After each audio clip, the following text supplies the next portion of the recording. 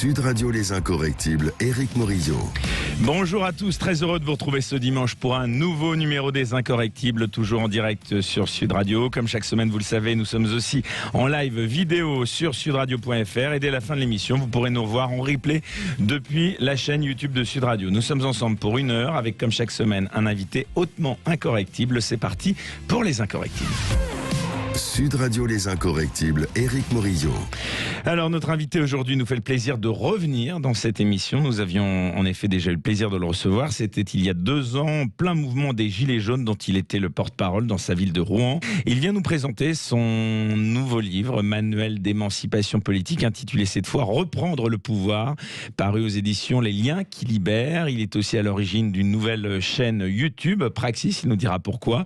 Nous allons donc parler ensemble des thèmes qui lui sont chers, néolibéralisme, Union européenne, propagande médiatique, restriction des libertés, en bref, comment reprendre le pouvoir. François Boulot, bonjour. Bonjour. Alors, on va parler de votre livre, en effet, c'est titre « Reprendre le pouvoir », là ça y est, j'ai bon, qui est un titre pour le moins explicite. Il paraît donc aux éditions Les Liens qui libèrent. Alors, ce livre, François Boulot, c'est l'histoire de votre combat, depuis la sortie de ce que vous avez nommé votre coma politique. Vous attachez à déconstruire le néolibéralisme pour proposer une nouvelle lecture de la situation politique actuelle.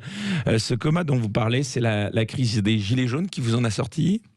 Non, c'est pas la crise des Gilets jaunes. Alors, juste avant de répondre à votre question, je voudrais faire une espèce de mise au point. Je voudrais dire que c'est peut-être l'un de mes derniers passages médias avant un bon moment. Ah oui. Oui, parce que, si vous voulez, bon, j'apprends rien, je l'anticipais, mais moi, ça fait des mois, depuis les Gilets jaunes, depuis que je suis apparu, publiquement, on va dire, j'ai joué les règles du jeu, j'ai été raisonnable, sérieux, poli, avec tous les journalistes, j'ai accepté des émissions de 5 minutes, même en me faisant un peu maltraiter, etc., etc. J'ai tout accepté. Je suis pas raciste, je suis pas antisémite, je suis pas complotiste, je suis rien du tout. En tout cas, on m'a jamais accusé de tout ça, fort heureusement. Et pourtant, je suis pas invité. Je suis pas invité quasiment dans aucune émission. Là, vous êtes invité. Là, oui, bien sûr, parce que Sud Radio, effectivement, c'est l'un des derniers îlots de liberté qui existent encore dans le pays, où on peut encore faire entendre une parole contradictoire. Merci de le souligner. Mais sinon, dans le reste des grosses émissions, non, ça n'est pas le cas. Et en fait, on ne peut plus rien dire dans ce pays. Alors ça, on l'entend beaucoup. En fait, on ne peut plus rien dire d'intelligent dans ce pays. Voilà ce qui se passe. Si vous critiquez les dogmes économiques qu'on applique depuis 30 ans, vous ne passez pas dans les médias. Si vous critiquez l'Union européenne, vous ne passez pas dans les médias. Si vous critiquez les médias, alors évidemment, vous ne pouvez pas passer dans les médias. Et puis si vous assumez effectivement de dire une vérité crue, la France n'est plus une démocratie, alors vous ne passez pas dans les médias. Ah, la France n'est plus une démocratie. Non, mais la France n'est plus une démocratie. Alors je ne suis pas en train de dire que la France c'est une dictature, mais bon, on est quelque part entre les deux, et la dynamique c'est quand même plus d'aller vers la dictature que vers la démocratie. Donc moi, ce qui m'intéresse, c'est la dynamique. La dynamique, on voit bien qu'elle est plutôt à la restriction des libertés, qu'à libérer la parole dans ce pays.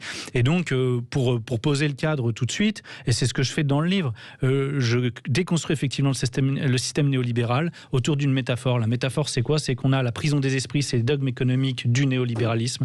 Ensuite, on a la prison institutionnelle qui est l'Union européenne. Puis ensuite, on a les gardiens de prison. Les gardiens de prison, c'est quoi ? C'est les médias et l'État qui ont été colonisés par le pouvoir économique, alors seuls pour défendre leurs intérêts. Et donc, ils ont capté le pouvoir. Donc, pourquoi reprendre le pouvoir ? Parce que le peuple ne l'a plus. Qui a le pouvoir effectivement dans ce pays ? C'est ce qu'on appelle les classes dominantes, la bourgeoisie, les élites au choix, mais en clair, c'est le pouvoir économique, c'est les 0,1 ou les 0,01% les plus riches. Alors, on va en parler plus en détail et de ce livre, bien sûr. Qu'est-ce qui vous a réveillé précisément ? On parlait de coma. Moi, si vous voulez, je pars de loin parce que j'ai voté oui en 2005 à la Constitution européenne et j'ai voté Nicolas Sarkozy en 2007. Donc j'avais 19 et 21 ans. Et je le reconnais en toute humilité. Vous aviez coché toutes les cases ? Oui, ben voilà, j'étais dans le mainstream, etc. J'étais ignorant. J'étais jeune et j'étais ignorant. Je dis que j'étais dans le coma politique. Voilà, je m'intéressais à la politique, un peu comme monsieur et madame tout le monde. C'est-à-dire que je regardais l'émission de télé, mainstream pour le coup. Je m'intéressais à la personnalité des candidats. J'essayais de les psychologiser en me disant, tiens, celui-là, il a l'air compétent. Celui-là, il a l'air dynamique. Oh non, celui-là, il me paraît mou. Il me paraît pas sérieux. Il me paraît pas honnête. Oh, et puis à un moment donné, je me suis rendu compte que tout ça, ça me menait pas vraiment dans un endroit précis. Je comprenais pas plus ce qui était en train de se passer. Puis j'ai commencé à m'intéresser aux idées. Et je suis parti notamment de cette impasse intellectuelle, je dirais, où on nous explique d'un côté qu'on a la dette, donc on n'a pas d'argent, donc de toute façon on peut pas améliorer les services publics, on peut pas non plus baisser les impôts peut-être pour les petites et moyennes entreprises. Et puis d'un autre côté, on peut pas augmenter les impôts pour les plus riches parce que sinon, mon Dieu, ils s'en vont, ils vont quitter le pays et l'économie va s'effondrer. Donc en fait, on n'a pas d'argent puis on peut rien changer. Et donc j'ai commencé à m'intéresser à ça. Et puis j'ai découvert l'arnaque du chantage à la dette publique, la manipulation qui est faite autour de ça. J'ai découvert les mécanismes de la création monétaire et donc ça m'a amené sur l'euro, ces mécanismes. Et puis donc l'Union européenne et le marché unique et le libre-échange. Et puis du coup, en étudiant notamment l'économie, je me suis aperçu que depuis 30 ou 40 ans, on est totalement dans une idéologie, non pas un pragmatisme, mais une pure idéologie qui est au service, effectivement, de ce que je nomme les ultra-riches. Et donc, je dis que le néolibéralisme aujourd'hui, c'est les ultra-riches c'est le régime des ultra-riches qui a servi les peuples et détruit la nature. Voilà le régime dans lequel on se trouve. Et j'ai ensuite essayé de déconstruire le néolibéralisme, non pas de manière conceptuelle, mais pour les effets qu'il a produits dans la tête des gens. Qu'est-ce que les Français aujourd'hui pensent et quel a été l'impact du néolibéralisme sur eux? En fait, ils croient en des dogmes, il y en a 5. Oui, alors c'est ça, on va les lister. Enfin, si vous voulez, vous pouvez le faire vous également, puisqu'on les retrouve dans votre livre. Alors, le premier, c'est il faut générer de la croissance pour améliorer le pouvoir d'achat des citoyens. Petit 2, il faut privilégier la concurrence et le secteur privé qui produit des richesses, car l'État est mauvais gestionnaire et gaspille l'argent public. Petit 3, il faut réduire les dépenses publiques, car la France est en faillite. Petit 4, il faut réduire les impôts, car ils font fuir les plus riches. Enfin, 5, il faut flexibiliser le marché du travail car le coût du travail est trop élevé en France, le droit du travail trop punitif pour les employeurs et les chômeurs trop paresseux pour chercher un emploi. En quoi il faut nuancer, comme vous le dites, ces dogmes? Si vous voulez, ils sont faux. C'est des idées reçues. Ils sont tous faux. Ce sont des poncifs qui sont véhiculés en permanence par les hommes politiques, enfin les dirigeants politiques, on va dire, par les journalistes, par les éditorialistes. Ils sont faux. Et donc, il faut s'appliquer à les déconstruire. Et je le dis, il n'y a pas une seule de ces idées reçues à laquelle je ne croyais pas moi-même, il y a 10 ou 15 ans. Donc, oui, parce que d'apparence, il faut générer de la croissance pour améliorer le pouvoir d'achat des citoyens. Ça paraît plutôt du bon sens, non? En fait, là où il y a une manipulation, c'est qu'on nous dit que c'est le seul moyen. Non, vous avez un autre moyen, c'est de répartir autrement la richesse qui est produite. Et parce qu'effectivement, pour augmenter le pouvoir d'achat moyen des citoyens, la moyenne, oui, il faut augmenter la croissance. Mais si on considère qu'il y a des gens là, qui gagnent 1 million d'euros par mois ou 10 millions d'euros par mois, et que peut-être... Ou 5 000 euros par seconde, comme le disait Yvan Le Bolloc ici, voilà. dont un extrait a été publié là récemment, qui d'ailleurs mettait en avant votre livre et qui a été très très fortement repris. Partagez son point de vue. Bien sûr, à un moment donné, il y a beaucoup d'arguments qui vont contre cette possibilité d'accumulation sans limite des richesses. Le premier, il est moral.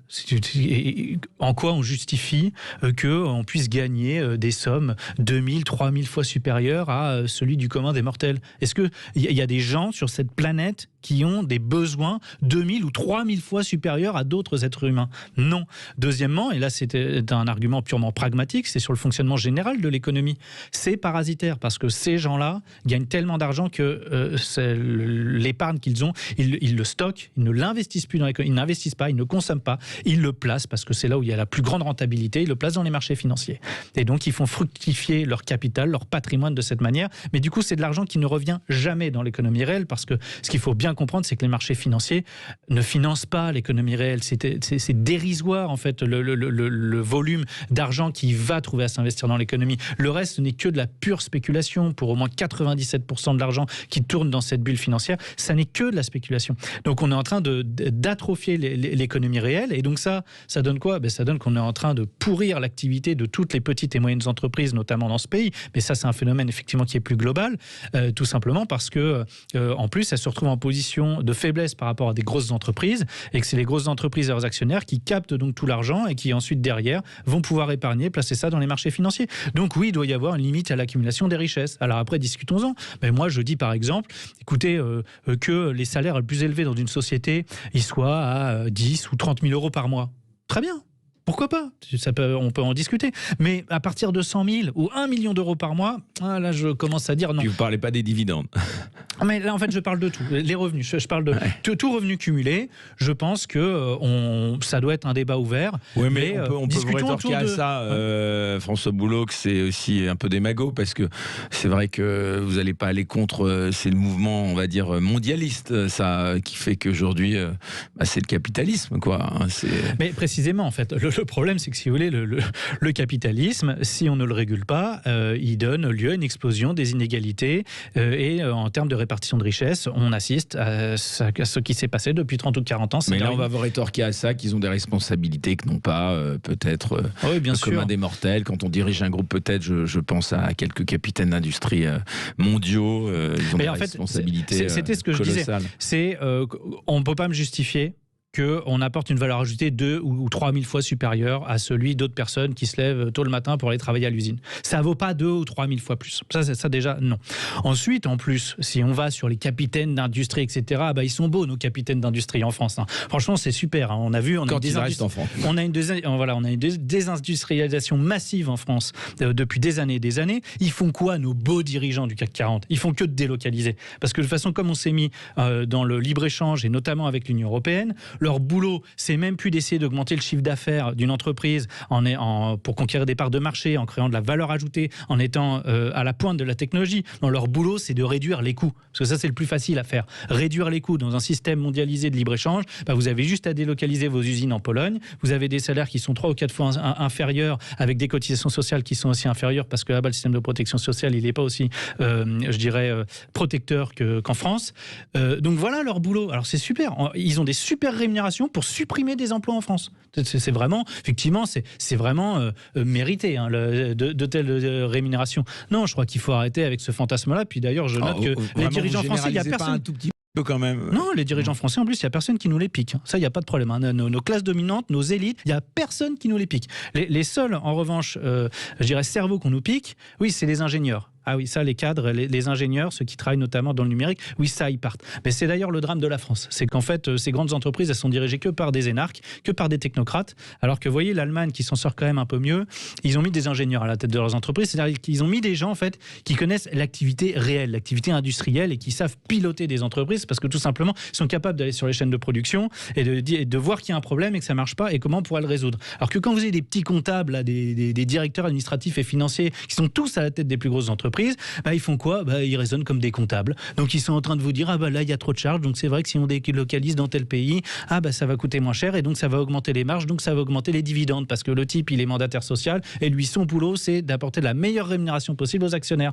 Pourquoi dans notre pays sur les 10 années on est les deuxièmes en termes d'augmentation des richesses pour les plus riches et les plus fortunés. C'est-à-dire ils ont eu une augmentation de plus 439%. On est juste derrière la Chine. Donc on vient nous expliquer que la France c'est terrible pour les riches, on a des impôts qui sont trop élevés, etc. Non, mais eux, ils se portent très bien. Vous inquiétez pas pour eux, il n'y a pas de problème. Ils payent pas d'impôts. Alors c'est ça le drame en fait dans notre pays, c'est qu'on a une classe moyenne et une classe moyenne supérieure qui effectivement payent beaucoup d'impôts, qui voient que ces services publics, c'est en train de se dégrader continuellement, les hôpitaux, l'éducation, la justice, etc. Donc on se demande bien pourquoi on paye autant. Puis dans le même temps, on a les ultra riches qui eux font que de l'évasion fiscale, que de la fraude fiscale, délocalisent les grandes entreprises, placent leur argent dans les paradis fiscaux. Bon, mais ça c'est plus possible. Il va falloir arrêter avec ça. Et pour conclure, en fait, tout ça vient de cette théorie du ruissellement où on nous a expliqué qu'il fallait donner aux riches et que ça allait revenir à toute la société. Bon, écoutez, je crois qu'il y a quand même quelqu'un qui s'appelle Joe Biden, qui est le président des États-Unis d'Amérique et qui vient de le proclamer publiquement. La théorie du ruissellement, ça fonctionne pas et ça n'a jamais fonctionné. Donc peut-être qu'on peut en prendre acte. Peut-être qu'Emmanuel Macron pourra arrêter d'être bloqué dans les années 80 à poursuivre les politiques de Reagan et de Margaret Thatcher, se réveiller. On est au 21e siècle. Au 21e siècle, les États-Unis, qui ne sont pas le pays a priori le plus communiste de la planète, ils nous expliquent que oui, il va falloir arrêter avec le ruissellement, il va falloir taxer les plus riches, que les plus riches payent leur juste part parce que les inégalités sont beaucoup trop fortes et que c'est en train de déstabiliser nos sociétés démocratiques entre guillemets. Alors François Boulot, on ne va pas revenir aux années 80, mais on va revenir quand même un peu en arrière. Vous étiez, je le disais en introduction, l'un des porte-parole des Gilets jaunes. Qu'est-ce que cette expérience vous a apporté ? Je crois, si vous voulez, que on partait de mon parcours d'émancipation, je dirais politique. J'ai travaillé sur les sujets économiques, institutionnels, européens pendant plusieurs années, de manière autodidacte. Et puis est arrivé le mouvement des Gilets jaunes à un moment où justement ma pensée était devenue à peu près cohérente. Et donc c'est pour ça que j'y suis allé. Vous dites, je vous cite, j'ai lutté pendant des mois au sein du mouvement des Gilets jaunes, j'ai investi tout mon temps, toute mon énergie, tout mon cœur pour tous ceux qui se sont investis à corps perdu avec l'espoir de provoquer un changement. Le résultat est cruel, rien n'a changé, le même sort a été réservé à tous les autres mouvements de protestation, et je ne les cite pas, le sentiment de résignation s'est répandu dans la société. Oui, mais c'est évidemment le problème, c'est qu'on a eu une répression policière. Il n'a servi à rien, quoi, ce mouvement. Selon non, ça n'a pas servi à rien, au contraire. Mais à court terme, oui, on n'a pas gagné. À court terme, ça c'est sûr. Tout simplement parce qu'il y a une répression policière et judiciaire absolument inouïe qui s'est abattue, avec des médias qui ont protégé cette répression policière et judiciaire en disant quasiment pas un mot. Quand je dis les médias, c'est le système médiatique en général. Bien sûr qu'il y a eu des exceptions ici ou là. Sud Radio a permis à beaucoup de gilets jaunes de s'exprimer, par exemple. Mais dans beaucoup de médias, on ne parlait pas de violence policière, on ne montrait pas les images. Oui, alors pardon, je profite là un petit peu pour vous interrompre parce qu'on parle beaucoup de la police. Vous avez suivi les événements de ces derniers jours, ce meurtre effroyable à Avignon. Alors je ne fais évidemment aucun parallèle. Mais quand même, avec le recul, François Boulot, vous n'êtes pas à vous seul responsable de toutes ces critiques qui avaient été faites à l'encontre de la police. Avec le recul, quand même, vous culpabilisez pas un petit peu d'avoir participé justement à ces critiques particulièrement violentes à l'égard de ces forces de l'ordre dont on a bien besoin et à qui on manifeste notre soutien aujourd'hui, qu'en ont plus que jamais besoin. Moi, je peux avoir aucun regret puisque je n'ai jamais critiqué les forces de l'ordre. Moi, j'ai toujours défendu l'institution de la police en disant que, bien sûr, qu'il nous faut une police. Je ne fais pas d'amalgame, mais, mais c'est un métier. La plupart des représentants des Gilets jaunes n'y allaient pas par quatre chemins. Non, mais moi, j'ai tout le mépris qu'ils avaient de la politique des forces de l'ordre, certes la politique, mais quand même, c'était les forces de l'ordre qui étaient visées. Vous avez participé à dépopulariser ces forces de l'ordre. Non, je ne crois pas que ce soit nous qui ayons discrédité les forces de l'ordre. Malheureusement, il y a quelques policiers zélés, inconséquents, des brutes, qui, donc pas tous, quelques policiers qui sont des brutes et qui en manifestation se sont comportés comme des brutes. Quand on tire au LBD sur des gens innocents dans les yeux, c'est un comportement de sauvage. De sauvage. Quand on éborgne Jérôme Rodriguez, place de la Bastille. Quelques policiers. Eh ben oui, bien sûr. Mais sauf que le problème, si vous voulez, c'est que quand derrière vous avez un pouvoir politique qui protège ces policiers-là, avec une IGPN qui protège ces policiers-là, qui sont en train de déshonorer, d'abaisser l'institution, alors effectivement, malheureusement, ça rejaillit sur l'ensemble de l'institution. Mais c'est à l'institution de la police qui, à mon avis, a des gros problèmes, à la fois évidemment de moyens, ils n'ont pas assez de moyens, de problèmes d'une société qui est en train de se déliter parce qu'on a une pauvreté qui progresse, on a une situation économique et sociale qui est de plus en plus dégradée. Donc bien sûr que la violence... Ce délitement, ce terme-là que vous employez, c'est le même que celui que des généraux ont employé dans une tribune récemment. Il y en aurait peut-être même une autre en préparation au dire de valeur actuelle. Vous employez ce terme-là, la France est en train de se déliter. Oui, elle est en train de se déliter. Maintenant, si vous voulez, je suis assez surpris que dans cette tribune, on ne parle pas du tout de la situation économique et sociale. C'est quand même le point majeur. Moi, je voudrais dire aux gens, écoutez, bien sûr... Vous ne pensez pas que dans l'ordre des priorités, la sécurité, si je devais hiérarchiser, elle passe avant ? Eh ben, ça tombe bien parce que c'est tout le problème, c'est que bien sûr qu'il y a un problème d'insécurité, sauf que vous ne résoudrez jamais les problèmes d'insécurité si vous ne résolvez pas la crise économique et sociale. Ça, c'est pas possible. Résoudre le problème de l'insécurité... Les deux sont liés, selon vous. Mais évidemment que c'est lié. Écoutez, vous pouvez pas forcément, quand vous avez un chômage de masse, qui touche les jeunes en particulier. Évidemment que ça prospère la délinquance sur ce terreau-là. Si vous ne donnez pas de travail aux jeunes, et aujourd'hui, il n'y a pas de travail dans le pays, j'aimerais que les gens le comprennent, parce que c'est l'un des dogmes économiques que je combats, où on nous explique que les chômeurs, ils sont feignants. Mais attendez... ce trafiquant de drogue qui a assassiné je termine juste ce maçon à Avignon, ce Éric Masson, lui, c'est pas un problème de boulot. Faut arrêter aussi de faire de l'angélisme. François Boulot. C'est quoi le problème alors ? Vous pensez que c'est un problème, c'est parce qu'on ne lui a pas trouvé de travail ? Quel est le problème ? Moi, je ne le pense pas. Non, mais moi, je n'ai pas suivi cette histoire. Non, mais de manière générale, l'insécurité... Non, mais quel est le profil de celui qui a... Là, malheureusement, on a du mal à l'identifier. Mais en tout cas, on doute que ce soit un problème d'origine sociale. Enfin, je ne sais pas, à première vue, sortir comme ça un pistolet, je parle pas forcément d'origine sociale. Après un contrôle de police, tirer à battre de sang-froid un policier à bout portant. Vous pensez que le problème, il est social, là ? Mais déjà, social, ça ne veut pas dire forcément l'origine sociale. Moi, je pense qu'on a énormément de souffrance, de désespoir dans la société parce que les gens n'arrivent plus à s'y insérer, parce qu'il n'y a pas de travail. Je donne simplement. On ne sait pas que c'est un manque d'autorité, tout simplement. Mais ça ne suffira pas. Il n'y a pas d'autorité sans consentement à l'autorité. Et donc, pour que les gens consentent à l'autorité, il faut que les règles soient vécues comme justes dans la société. Donc, il faut qu'on ait le sentiment que quand on veut travailler, on peut travailler. Ce qui c'est parce que derrière le travail, c'est des revenus, mais c'est la possibilité aussi de s'insérer socialement dans la société, d'avoir des liens. Voilà, c'est ce que je voulais dire. Parmi ces délinquants, vous pensez qu'ils veulent tous travailler ? Mais après, si vous voulez qu'il y ait quelques Pardon, je me fais un peu l'avocat volontairement du diable, mais non, mais en fait, il faut raisonner. Finalement, on a un véritable problème aujourd'hui. Il faut raisonner en termes de système. Le système là ne marche pas parce que vous avez un chômage de masse avec 6 millions de chômeurs. Il y a que 300. C'est pas l'immigration. Non, mais attendez, je termine le raisonnement. Il y a que 300 000 emplois disponibles qui sont pas pourvus. Ça veut dire qu'il y a 5 700 000 personnes qui sont au chômage, pas parce qu'ils veulent pas travailler, parce que juste il n'y a pas de travail. D'accord ? Une fois qu'on a posé ça, et que si l'État demain résolvait cette crise-là du chômage et que tout le monde était au travail, on résoudrait déjà énormément de problèmes et il y aurait de manière générale beaucoup moins d'insécurité. Ensuite, évidemment, il y a ceux qui disent que l'immigration participe à cette insécurité. Ensuite, comme dans toute société humaine, évidemment, vous avez toujours des individus qui vont enfreindre les lois, qui vont être violents, et c'est bien pour ça qu'il faut une police, et une police qui va arrêter ces gens, et puis ensuite qu'il y ait une justice qui les condamne. Évidemment, ça, je dis pas le contraire. Et je dis bien que mais sur la mise en cause des gilets jaunes dans les forces de police, non, je ne l'admets pas parce que les gilets jaunes ont toujours, en tout cas moi, j'ai toujours fait la différence entre l'institution des forces de l'ordre. J'ai toujours d'ailleurs salué plutôt le travail des gendarmes en manifestation, qui étaient formés au maintien de l'ordre en manifestation.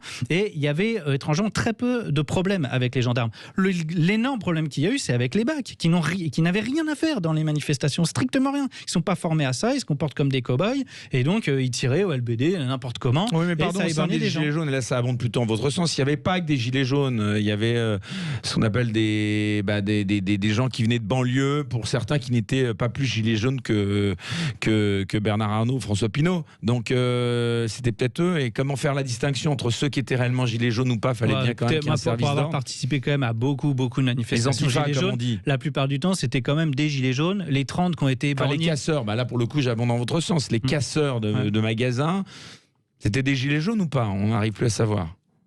Écoutez, non. Alors, si vous voulez, il y a des gens dans ce pays qui sont tellement en colère qui pensent que de toute façon, pour se faire entendre, il faut casser. Moi, je suis pas d'accord avec cette stratégie. Je pense pas que ce soit une bonne stratégie. Maintenant, si vous voulez, ça n'autorise pas, encore une fois, à tirer sur des innocents. Je suis désolé, les 30 qui ont été éborgnés ou qui ont une main arrachée, ce sont des innocents. Donc, il faut condamner les comportements de policiers quand ils sont illégaux, parce que personne n'est au-dessus de la loi, encore moins les policiers. Et de la même manière, condamner les actes de citoyens quand ils sont illégaux. C'est simple. La ligne, c'est la loi, c'est la paix, c'est la justice. Voilà. Pas de camp contre camp, de policiers contre gilets jaunes ou je ne sais quoi. Ça, c'est la diversion que les classes dominantes, évidemment, mettent en avant pour opposer des gens qui sont, au final, de même conditions sociales. François Boulot, auteur de ce nouvel ouvrage Pour reprendre le pouvoir aux éditions Qui Libèrent. On reste avec nous, on revient dans un instant. Sud Radio Les Incorrectibles, Éric Morizot.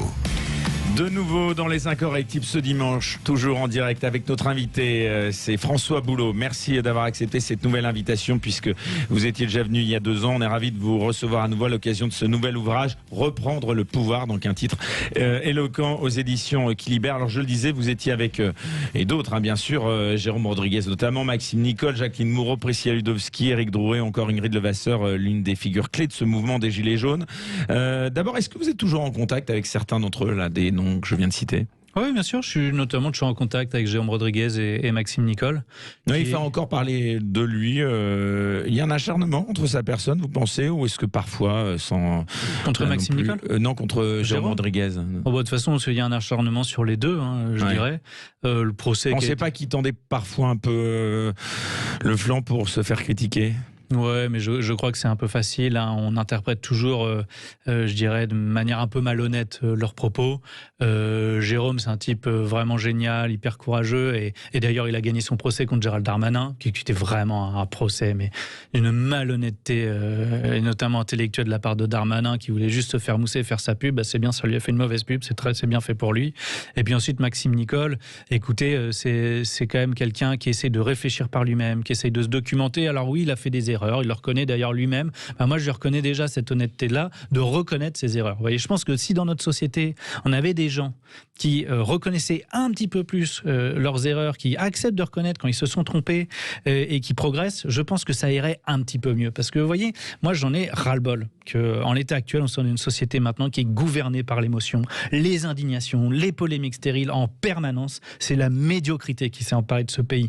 Que ce soit des classes dirigeantes qui sont des incapables, mais aussi sur les réseaux sociaux, où on n'a que de l'émotion en permanence. Moi, j'en ai ras-le-bol, je veux revoir de l'intelligence. Je veux que l'intelligence inonde ce pays, ça veut dire des arguments rationnels. C'est pour cela que vous avez créé votre propre chaîne YouTube, c'est ça? Oui, bien sûr, avoir le temps de pouvoir discuter, parler, échanger des arguments. Moi, je veux bien qu'on ne soit pas d'accord avec moi. Formidable que les gens ne soient pas d'accord avec moi. Donnez-moi des arguments et on discute et il n'y a pas de problème. Et comme ça, on progressera ensemble. Mais arrêtons de nous envoyer des anathèmes à la figure et de condamner les gens comme ça. Ah, il a dit ça, donc c'est un débile. Bah non, je suis désolé. Il est comme tout le monde, parfois il se trompe. Et lui, au moins, il a le mérite de le reconnaître, voyez. Alors qu'il y en a beaucoup qui s'enferment dans leurs erreurs et qui les reconnaissent jamais. Vous considérez qu'il n'y a plus de véritable place pour le débat, la réflexion, selon vous, aujourd'hui à la radio, à la télévision? Non, c'est impossible. Mais de toute façon, le système médiatique a conduit à ça, a conduit les gens de toute façon à fonctionner à l'émotion. Quand je suis invité, je fais des débats, c'est 5 minutes de débat, on est interrompu toutes les 4 secondes. Et comment voulez-vous développer une analyse constructive, rationnelle, précise, détaillée, argumentée? C'est juste impossible. On amuse les gens avec des émissions de télé-réalité débiles en permanence. Bon, qu'est-ce que vous voulez que je vous dise aujourd'hui? Franchement, je pense que les gens intelligents. Non, mais je pense que tout le monde voit l'émission à laquelle je fais référence. Non, moi je pense que les gens intelligents, si vous voulez, ils se sont barrés, quoi. Moi, je pense qu'ils sont à la campagne, hein, parce qu'ils n'ont pas envie de participer à ça. Je ne sais pas si on se rend compte, en fait, mais de l'état de déliquescence intellectuelle qu'il y a dans ce pays. Et les premières visées, évidemment, ce sont les dirigeants politiques, qui sont des incapables, des trouillards, des lâches, et qui, pour certains d'entre eux, sont des corrompus, qui ont trahi l'intérêt. Alors, qui en particulier? Allons-y, puisque...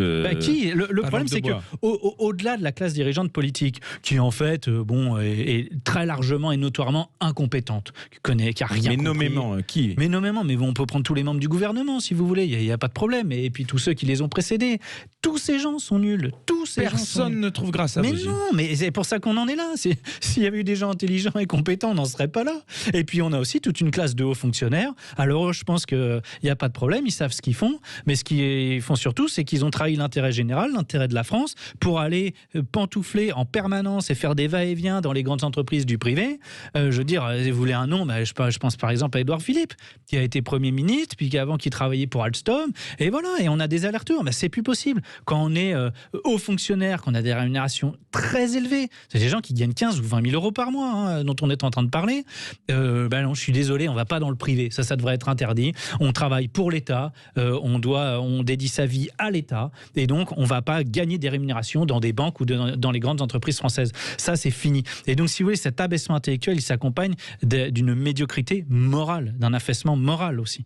Et c'est pour ça qu'on en est là. C'est pour ça que le clivage droite-gauche n'a plus aucun sens et qu'on est sur un clivage entre le peuple, c'est-à-dire les personnes sur lesquelles s'exerce le pouvoir, contre celles qui détiennent le pouvoir, c'est-à-dire la classe dominante. On est sur un clivage mondialiste-souverainisme. C'est ça aujourd'hui, le clivage? Oui, alors c'est Macron-Le Pen. Oui, mais alors je suis toujours embêté maintenant par ces étiquettes, parce que si vous voulez, moi je suis pour défendre la souveraineté, parce qu'effectivement, c'est le corollaire de la démocratie. Il n'y a pas de démocratie sans souveraineté. Pour que le peuple soit souverain, il faut que l'État soit souverain. Sinon, il n'y a plus de souveraineté. Donc ça veut dire qu'entre Macron et Le Pen, vous choisissez Le Pen? Bah non, moi je choisis rien du tout. Pourquoi? Marine Le Pen, elle est plus du tout souverainiste. Elle veut plus sortir de l'euro. Elle veut plus sortir de l'Union européenne. Elle veut plus sortir de Schengen. Elle veut plus rien faire. C'est formidable. Le système nous présente Marine Le Pen comme elle est l'antisystème. un petit peu plus souverainiste que ne l'est Emmanuel Macron. Un peu plus, plus vraiment. Puis d'ailleurs, vous voyez, même sur les questions d'islam, etc., a priori, Darmanin, il la trouve trop molle maintenant. Donc non, Marine Le Pen, elle s'est totalement normalisée. Elle est tout à fait prête à être adoubée par le système. Il n'y a pas de problème. Elle mènera la même politique économique que Macron parce qu'elle se soumettra, comme Macron, aux injonctions de la Commission européenne. Donc elle continuera les privatisations. Donc c'est quoi l'abstention que vous proposez ? Moi, si vous voulez, je fais juste le constat, je pense, comme des milliers, des dizaines, des centaines de milliers, peut-être même des millions de Français. Je suis désespéré par l'indigence de notre classe politique. Je n'en peux plus. Et si vous voulez, qu'est-ce que je crois ? Je crois que du coup, quand on a affaire à ça, on ne peut plus déléguer, on ne peut plus leur faire confiance. Donc ça veut dire qu'il va falloir qu'on s'empare nous-mêmes. Il va falloir prendre le taureau par les cornes. C'est d'ailleurs le titre de votre livre, reprendre le pouvoir. Voilà. Et donc il va falloir élever son niveau de connaissance.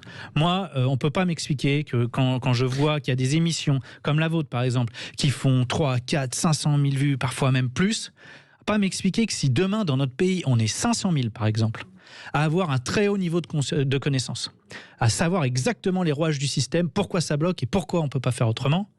Si on est tous conscients de ça à 500 000, on ne va pas m'expliquer qu'on ne peut pas changer la politique. Ça veut dire que là, parmi ce que j'appelle moi les résistants, c'est-à-dire au moins des gens qui ne sont pas uniquement dans la société de consommation, mais qui essaient de s'informer, ça veut dire que si on élève notre niveau de connaissance, alors on va pouvoir changer les choses. Mais pour ça, il faut être clair, va falloir se retrousser les manches et va falloir bosser. Il va falloir travailler. De la même manière que on se lève le matin pour aller travailler, il va falloir travailler la politique. Il va falloir travailler du coup l'économie. Il va falloir travailler les questions institutionnelles de l'Union européenne, de la démocratie. Oui, que pour devenir citoyen, on l'est peut-être de droit, mais pour vraiment exercer son pouvoir, il faut avoir de la connaissance. Alors va pour la critique, mais pour la proposition. Pourquoi vous ne vous engageriez pas, vous, personnellement, dans ce combat politique que vous dénoncez ? Mais précisément parce que, si vous voulez, le système aujourd'hui, il est tellement vérolé que vous ne pouvez pas l'intégrer. C'est impossible. Si vous voulez l'intégrer, vous êtes obligé de renoncer à toutes vos convictions. Comme je le disais, vous ne pouvez pas passer dans les médias quand vous tenez le discours que je tiens. C'est-à-dire que vous critiquez les dogmes économiques, vous critiquez l'UE, vous critiquez les médias et vous dites que la France n'est plus une démocratie. Le problème, vous avez compris quand je parlais de moi tout à l'heure, c'est pas de parler de moi, c'est les idées que je porte. Les idées que je porte, elles sont partagées par des centaines de milliers, voire des millions de Français. Elles ne sont quasiment jamais représentées dans les médias. Donc la question, c'est pas ma personne. La question, c'est que il y a personne du paysage intellectuel ou politique qui porte ces idées qui peut passer dans ces médias. Moi, je vois jamais Emmanuel Todd, je vois jamais Frédéric Lordon, je vois jamais Jacques Sapir, je vois jamais David Kella, je vois jamais. Je pense à elle parce que c'est une femme incroyable, Coralie Delhomme, qui nous a quittés il y a peu de temps malheureusement, mais qui était d'une intelligence rare et qui en plus humainement était formidable. Elle est jamais passée dans les médias mainstream. Mais c'est un scandale parce que si vous l'écoutez 10 minutes, Coralie Delhomme par exemple, si vous l'écoutiez, vous compreniez très vite qu'effectivement l'Union européenne c'est plus possible. Donc si vous voulez, quand vous avez un système médiatique qui met comme ça une chape de plomb, qui invisibilise tous les gens qui ont un discours alternatif, forcément que du coup l'opinion publique elle est totalement manipulée.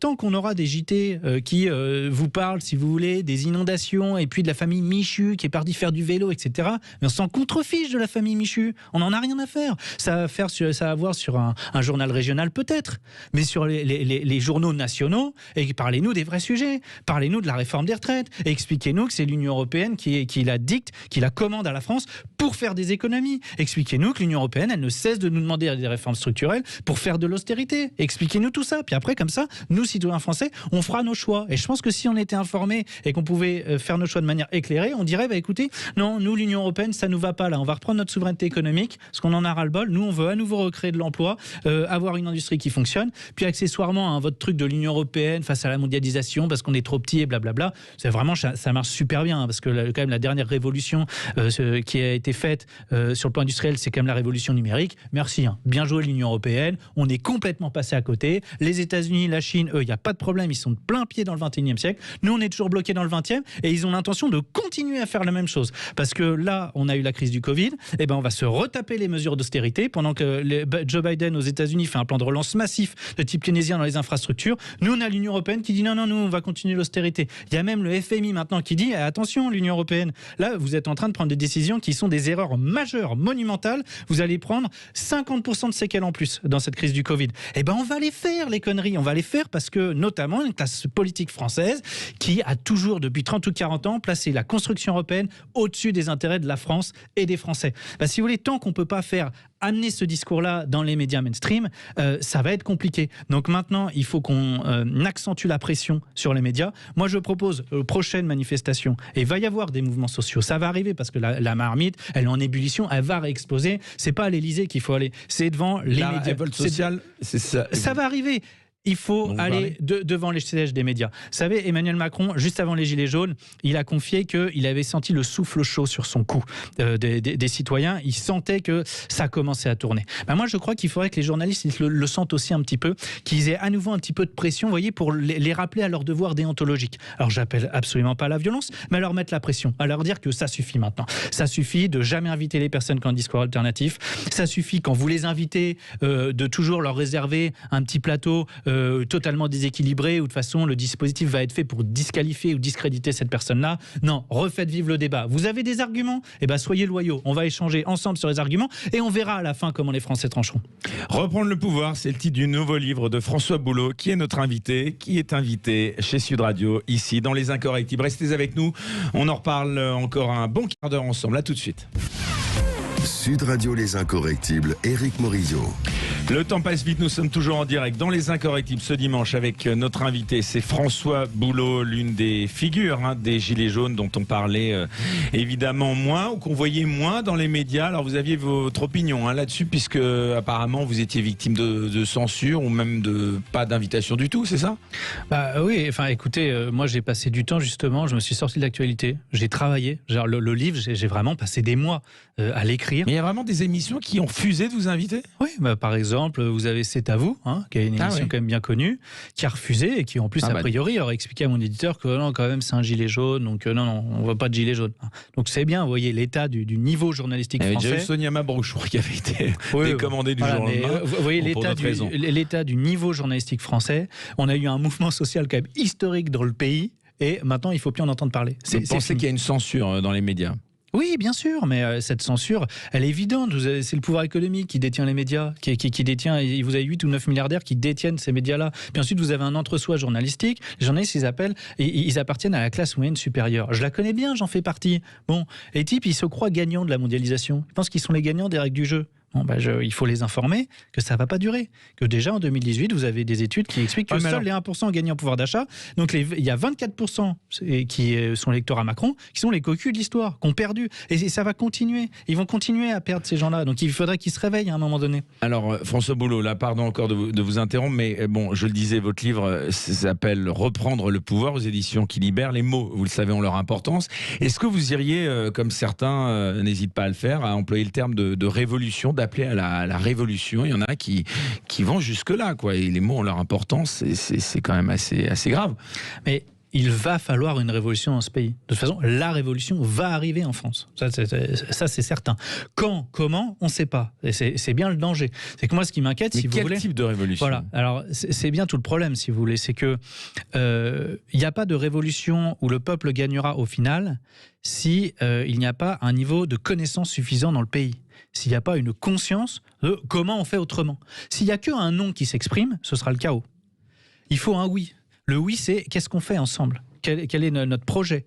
Quelles orientations économiques, politiques on veut donner au pays ? Ça peut produire une révolution. Mais pour ça, il faut donc élever le niveau de connaissance dans le pays. C'est pour ça que j'ai écrit ce livre de manière la plus simple possible. Je traite des sujets compliqués, mais j'en parle de manière la plus simple possible pour que ce soit accessible. C'est pour ça aussi que j'ai fait ma chaîne YouTube Praxis. C'est pour essayer de donner accès aux gens à des concepts compliqués, à des explications qui, à la base, sont compliquées. Mais en réalité, il n'y a rien de compliqué. Il n'y a que des gens qui ne savent pas expliquer. Alors forcément, les dirigeants politiques font que ça. Ce serait à eux de rendre accessibles ces pensées-là, mais ils font que de la langue de bois, des slogans, et ils rendent justement confus ce qui est simple.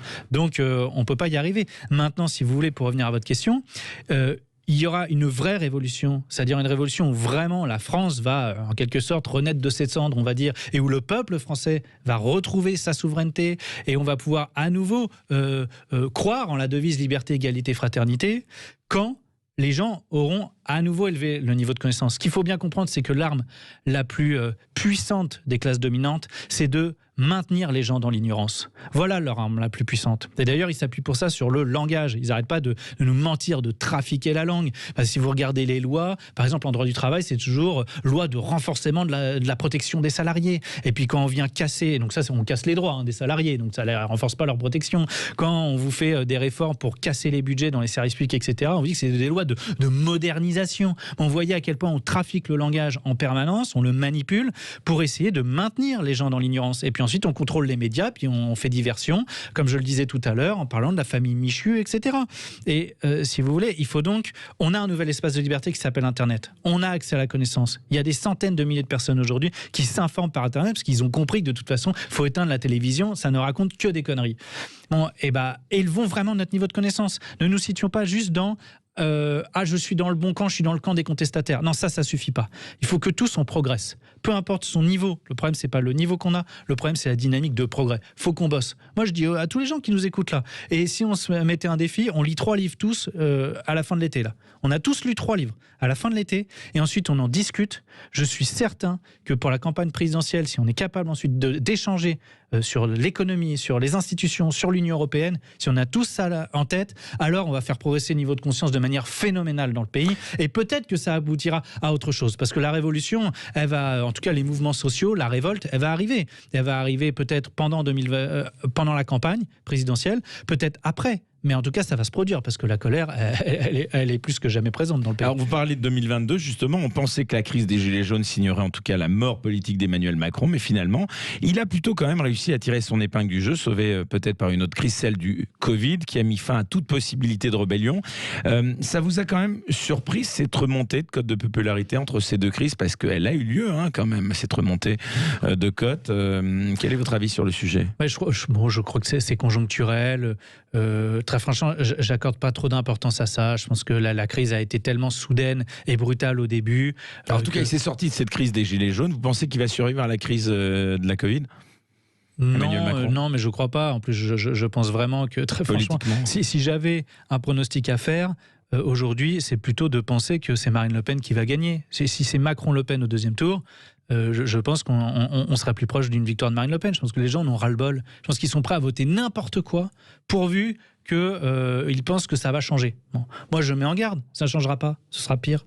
Ce sera pire parce que économiquement, Marine Le Pen, ce serait pire qu'Emmanuel Macron. C'est pareil, c'est brun bonnet, bonnet brun, c'est pareil, c'est la même politique économique, donc on va continuer à aller dans le mur, on va continuer à s'effondrer. Le seul moyen de se sortir de ça, de tous les problèmes qu'on a, vous parlez d'insécurité, le moyen de sortir de l'insécurité, on ne sortira pas de ça si on ne remplit pas les frigos pour les gens. Il y a trop de pauvreté, on est à dépasser le cap des 10 millions de pauvres. Mais vous vous rendez compte, dans une des plus grandes puissances du monde, on a 10 millions de personnes qui vivent avec moins de 1 000 € par mois. Comment c'est possible ça? Quand dans le même temps, vous avez les 1 et les 0,1% les plus riches qui n'arrêtent pas de se gaver.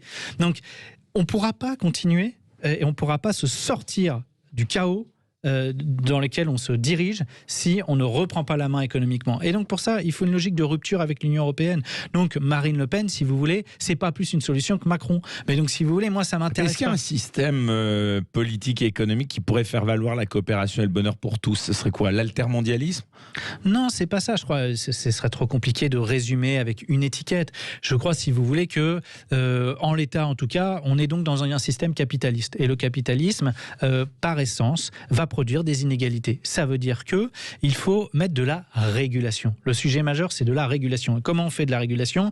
C'est par l'État. Parce que la démocratie, ça n'existe que dans un seul cadre qui s'appelle la nation. Il faut se détacher de l'Union européenne. Mais, oui, en tout cas, on ne peut pas rester dans l'euro, on ne peut pas rester donc là, vous partagez l'analyse de Florian Philippot, par exemple?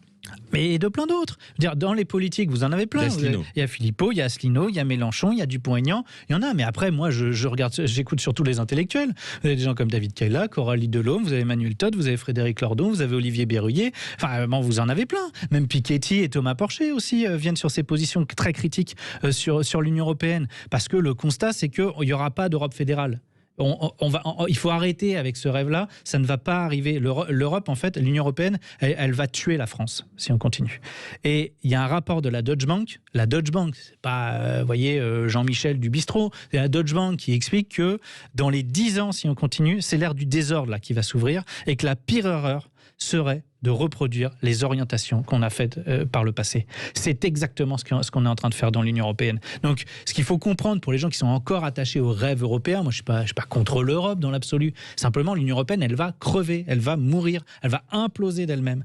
Donc, sauvons ce qui peut encore l'être sauvé, reprenons nos souverainetés économiques, c'est-à-dire que chaque nation reprenne sa souveraineté économique, ce qui ne nous empêche pas après de coopérer sur des sujets, notamment comme la transition écologique. On peut tout à fait coopérer. Faisons des projets industriels, comme on avait su le faire pour Airbus. Faisons ça. Mais arrêtons là de nous ligoter économiquement avec une situation où, du coup, on a une industrie française qui a été complètement détruite et tout simplement parce qu'on ne se met pas en concurrence avec des pays comme la Pologne où, tout simplement, la concurrence, contrairement à ce que disent les traités, non, elle n'est pas libre et non faussée. Elle est libre, mais totalement faussée, la concurrence. Enfin, je veux dire, il faut interpréter les textes au regard de ce qu'ils produisent dans la réalité. La réalité, c'est que la concurrence qui nous est faite, elle est totalement déloyale. Et ça a créé une paupérisation des classes populaires et des classes moyennes dans notre pays. Et c'est pour ça qu'on a un chômage de masse. Donc, qu'est-ce qu'on veut ? On veut des gens qui travaillent.